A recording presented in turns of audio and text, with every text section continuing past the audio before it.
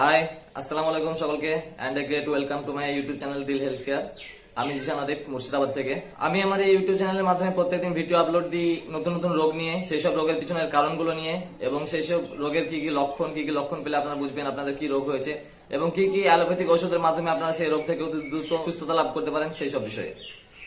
তো আজকে আমাদের যে টপিকটি আছে, অর্থাৎ আজকে আমরা যে রোগটি নিয়ে আলোচনা করবো সেটি লাম্পস বা বয়েলস, যেটিকে আমরা বাংলা ভাষায় ফোড়া অথবা ফুসলি বলে থাকি। তো এই লাম্পস অথবা বয়েলস, যাকে আমরা বাংলা ভাষায় ফোড়া বলে থাকি, তো এটিকে সাধারণত চার ভাগে ভাগ করা যায়।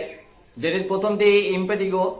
এটি সাধারণত ফাঙ্গাল ইনফেকশনের কারণে হয় এবং স্কিনের যে জায়গাটি হয় সেই জায়গাটি আশেপাশের এরিয়াকে ইফেক্ট করে।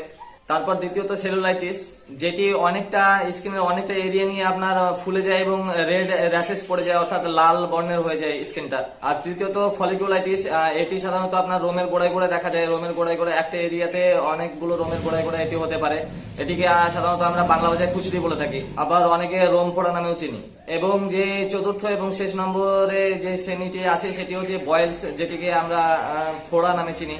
তো সেটি সাধারণত আপনার স্কিনের যে কোনো জায়গায় একটি হতে পারে, একের অধিকও হতে পারে, অর্থাৎ দুইটা কিংবা তিনটা একসঙ্গে হতে পারে।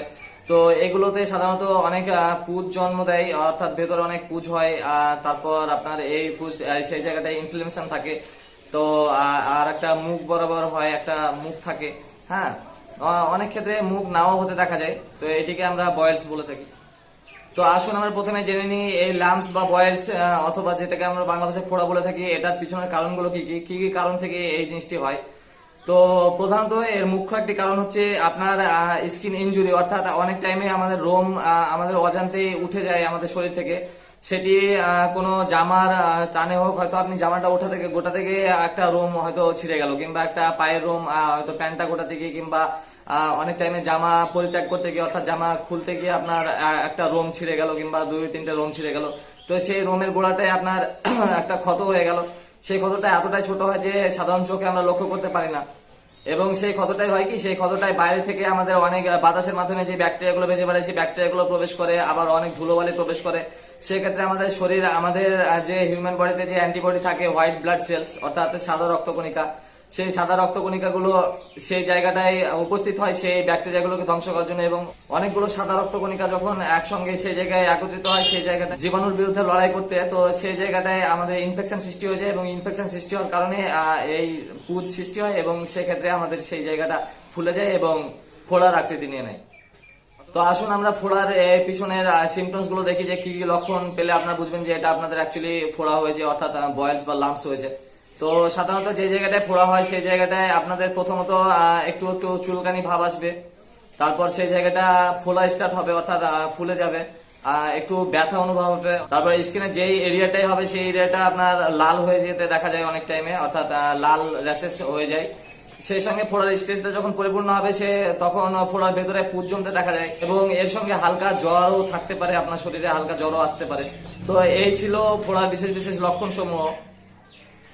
আসুন এবার আমরা জেনে নিই কি কি অ্যালোপ্যাথিক ওষুধের মাধ্যমে আমরা এই ফোড়া থেকে অতি দ্রুত সুস্থতা লাভ করতে পারি। তো যেহেতু আপনার শরীরের লোমকূপে ক্ষত স্থানে ব্যাকটেরিয়ার কারণে এই অসুখটি আমাদের সৃষ্টি হয়, তো সেহেতু ব্যাকটেরিয়ার ক্ষেত্রে আপনারা অ্যান্টিবায়োটিক ইউজ করতে পারেন। তো অ্যান্টিবায়োটিকের ক্ষেত্রে আমি প্রথমে যেটা বলবো, ব্যাকট্রিন নামে একটি ট্যাবলেট আপনার মার্কেটে পেয়ে যাবেন, যেটির কম্পোজিশন আছে কোট্রিমাক্সজোল। তো এটি ফোড়ার ক্ষেত্রে খুব কার্যকরী অ্যান্টিবায়োটিক। এটি আপনারা 480 mg-তে দিনে 2 বার নেবেন খাবার পরে, অ্যাডাল্টের ক্ষেত্রে। আর হ্যাঁ, মনে রাখবেন আমি যে ডোজগুলো বলি, কমনলি সাধারণত যে ডোজগুলো বলি সেগুলো সবসময় অ্যাডাল্টের ক্ষেত্রে ইউজ করবেন। বাচ্চাদের ক্ষেত্রে ডোজগুলো আলাদা হয়।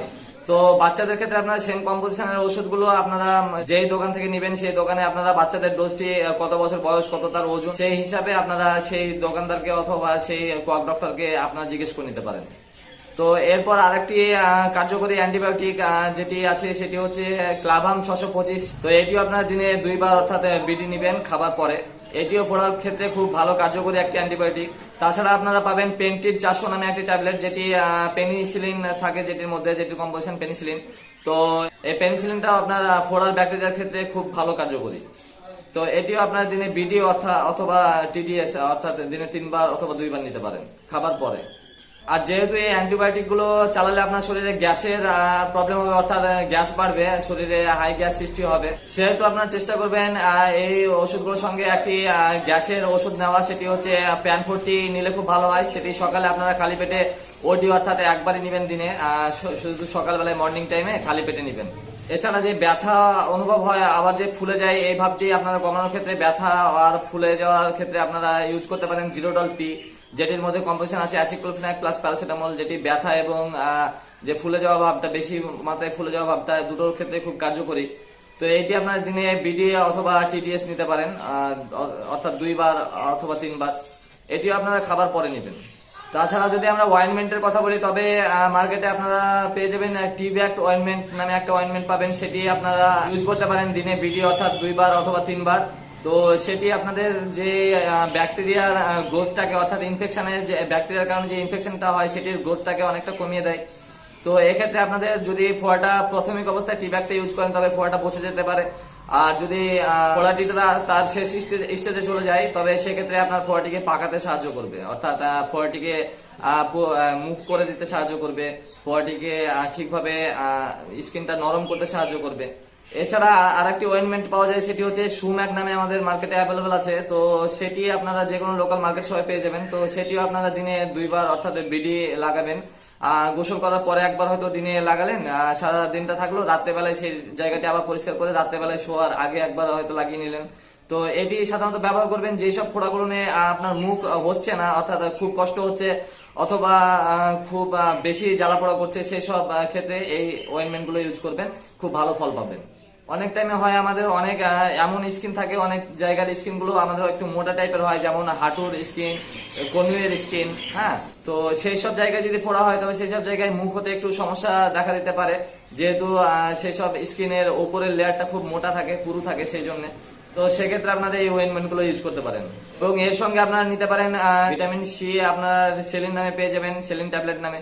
তো এটি যদি আপনারা নেন তবে দিনে একবার, যে কোনো টাইমে একবার অথবা 2 বার নিতে পারেন। এটি উন্ড হিলিং এর ক্ষেত্রে খুব ভালো কাজ করে, অর্থাৎ আপনার যে খামটি হয়েছে ফোড়ার কারণে যে খামটি হবে সেই খামটিকে তাড়াতাড়ি রিপেয়ার করতে, অর্থাৎ তাড়াতাড়ি রিকভারি করতে খুব ভালো হেল্প করবে। তো এই ছিল ফোড়ার ওষুধ সামগ্রী নিয়ে কথা বলা। তো আশা করি আমার এই ভিডিও দেখে আপনারা ফোড়ার সম্পর্কে, ফোড়ার ঔষধ সম্পর্কে ভালো একটি জ্ঞান অর্জন করলেন। তো যদি করে থাকেন তবে অবশ্যই চ্যানেলটি সাবস্ক্রাইব করে দেবেন। আগামীতে আরো অনেক অনেক ভিডিও হবে ইনশাল্লাহ, অনেক রোগ নিয়ে, সেই সব রোগের কারণ নিয়ে, লক্ষণ নিয়ে। তো আজকের মতো এখানেই, ইনশাল্লাহ দেখা হচ্ছে নেক্সট কোনো ভিডিওতে। আর সকলে ভালো থাকবেন, সুস্থ থাকবেন, এটাই দোয়া করি সবসময়। এবং আপনারা দোয়া করবেন যেন আমিও ভালো থাকি এবং সুস্থ থাকি।